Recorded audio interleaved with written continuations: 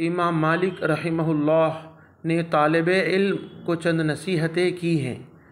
इमाम मालिक रहमहुल्लाह तालिब इल्म के मुताल्लिक़ फ़रमाते हैं कि एक तालिब इल्म में ये चीज़ें होनी चाहिए। नंबर 1 है तालिब इल्म बावक़ार हो, यानी ठट्टाबाजी करने वाला नहीं हो, बाअदब हो। दूसरा है सकीनत वाला हो, बड़बड़ाहट वाला नहीं हो। तीसरा पॉइंट है खशियत वाला हो, यानी अल्लाह से डरने वाला हो। चौथा पॉइंट है असलाफ़ के तरीक़े पर हो, यानी जो हमारे सलफ़ सालिहीन हैं, सहाबा हैं, उनके बाद ताबिईन हैं, उनके बाद के जो लोग हैं, उनके तरीक़े पर चलने वाला हो। तो देखिए इमाम मालिक रहमहुल्लाह हम सब जानते हैं, ये मदीने के बड़े आलिम हैं। इनकी हदीस की किताब है इमाम मुअत्ता, किताब जो है मुअत्ता के नाम से है, हदीस की किताब। तो जो इन्होंने फरमाया है स्टूडेंट्स के लिए, आज के ज़माने में आप गौर करके देखिए। सबसे पहली चीज़ बावक़ार स्टूडेंट हो, आलिम तालिब इल्म बावक़ार हो। अगर आप गौर करेंगे तो आजकल स्टूडेंट्स में वक़ार ही नहीं है। क्लास में एक दूसरे से बात करने का जो अंदाज़ है वो बिल्कुल गिरता चला जा रहा है। ठट्टाबाजी करने वाला जो है बच्चों का ग्रुप बन रहा है। हम पेरेंट्स की ये कोशिश होनी चाहिए कि अपने बच्चों को बावक़ार स्टूडेंट बनाएं, बाअदब बनाएं, उनको ठीठी ठाठा करने वाला, एक दूसरे से मजाक करने वाला ना बनाएं। आजकल तो जो यूट्यूब पर और फेसबुक पर शॉर्ट्स हैं, उसमें मजाकी चीज़ें देखकर बच्चों के अंदर बेइंतहा मजाक करने की चीज़ें जो है पैदा हो रही है। बाअदबपन ख़त्म हो चुका है, गोया इस तरह जो है चल रहा है ये सब। और इसके अलावा सकीनत वाला होना चाहिए, बड़बड़ाहट उसके अंदर नहीं होनी चाहिए।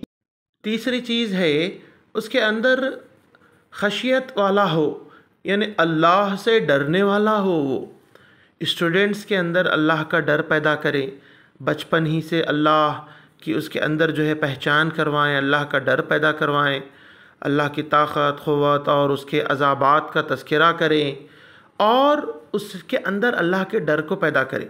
आजकल आप स्टूडेंट्स को देखेंगे, स्कूल्स के जो हैं अल्लाह के डर से कोसों दूर नज़र आते हैं। अल्लाह का डर होगा, तालीम भी सही हासिल करेंगे, अखलाक व अदब सीखेंगे और एक मुसलमान होने का सही सबूत देंगे।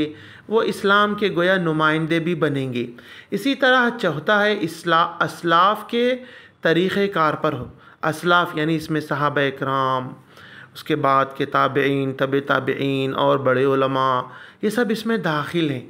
उनके तरीक़े कार पर स्टूडेंट को होना चाहिए। यानी इससे हमें पता चलता है कि हमारे बच्चों को हमें सहाबा के तारीख़ पढ़ाना चाहिए, सीरत पढ़ाना चाहिए, ताबईन के वाक़यात को पढ़ाना चाहिए और दीन के एतबार से दीन की फ़िक्र और उसकी समझ और जो दीनी अफ़कार हैं वो हमारे जो है असलाफ़, उलमा और सहाबा और ताबईन के जो है मुताबिक होना चाहिए।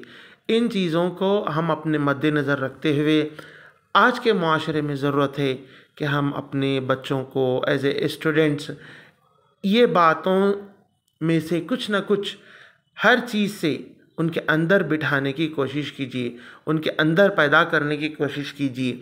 और जिस तरह दूसरी तालीमात के लिए 8 से 10 घंटे माँ बाप भी जो है लगा रहे हैं, बच्चों को भी दे रहे हैं, उनका भी टाइम उन तालीमात में ख़र्च कर रहे हैं, तो इसी तरह जो है दीन के लिए कम से कम 1 घंटा रोज़ाना लाजिम कर दें अपने बच्चों की तालीम के लिए।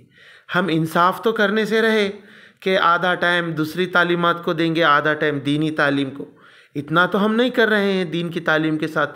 कम से कम जो है 24 घंटे में हम कोशिश इस बात की करें कि जो है 1 घंटा अपने बच्चों के लिए दीन की तालीम के लिए निकालें और जो है उन्हें तजवीद के साथ नाज़रा सिखाएं, कुरान तर्जुमे के साथ पढ़ाएं और अहादीस पढ़ाएं, अक़ीदा पढ़ाएं, फ़िक़्ह पढ़ाएं, सीरत पढ़ाएं, अरबी ज़ुबान उनको सिखाएं। इन बातों की कोशिश सब मुसलमानों को अपने अपने बच्चों के लिए इंशाअल्लाह करना चाहिए। इसके अलावा हमारे यहाँ बच्चों को ऑनलाइन तालीम का, ट्यूशन का इंतज़ाम है। बेहतरीन इस्लामिक एजुकेशन जो है बच्चों को दी जा रही है। ऑनलाइन सिंगल ट्यूशन है, हर बच्चे को आधा घंटा दिया जाएगा। इसी तरह लड़कियों और ख़वातीन के लिए भी इस्लामिक सिलेबस है, 2 ईयर्स का आलिमा कोर्स है। अगर आप चाहते हैं तो आप अपने बच्चियों को भी पढ़ा सकते हैं, बच्चों को भी पढ़ा सकते हैं, ख़वातीन भी पढ़ सकते हैं इंशाअल्लाह।